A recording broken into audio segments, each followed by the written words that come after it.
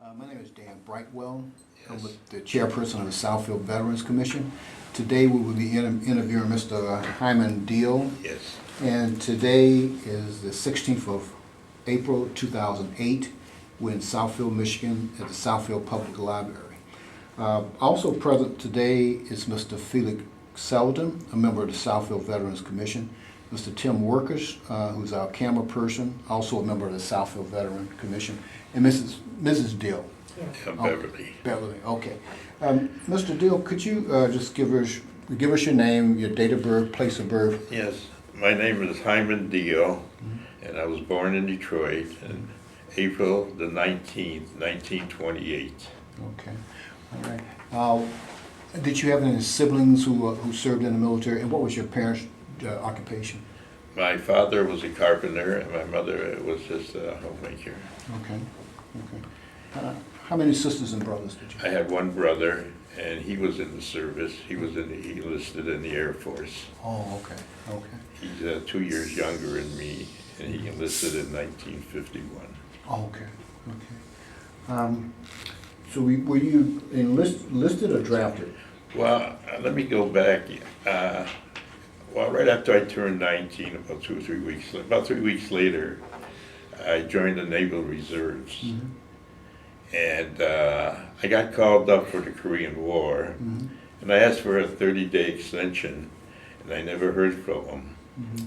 And then I got a letter, and it said that they're going to discharge me. Well, my enlistment was for 6 years, and at that time I already had, I was about 3 months short of 6 years. So they sent me my discharge, and I'm still trying to get that straightened out because they spelled my name with an E instead of an A. Mm-hmm. Mm-hmm. And and I was drafted into the Army June the 1st, Okay. 1953. Mm-hmm. And when I went into service, well, everybody in basic was Private 1. Mm-hmm. Well, I was already a Private 2 because I was in the Naval Reserves. Okay. Okay. All right. And like when they needed anybody for rank, like the Sergeant of the Guard, I was the man. Okay. Because I was a 2 already. Mm-hmm. Mm-hmm. And like one time I had to have guard duty where I was the Sergeant of the Guards. Mm-hmm. And the officer that day asked me to get a bed for him so he could sleep. Mm-hmm. Well, I had just gotten out of basic. So when I told the guys to get a bed, I said, yeah, you get 2 of them. Mm-hmm. I said, that room there is for the lieutenant, and the other one is for me.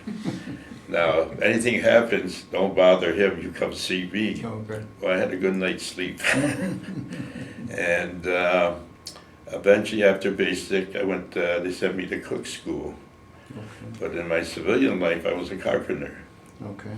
At that time, I was in an apprenticeship. I had just about finished. Okay. Okay. Where did you go for when you were drafted? Where were you inducted? Here? Here, yeah. I went down to Wayne, Fort Wayne, Okay. down the river there. Okay. Stayed overnight. Uh-huh.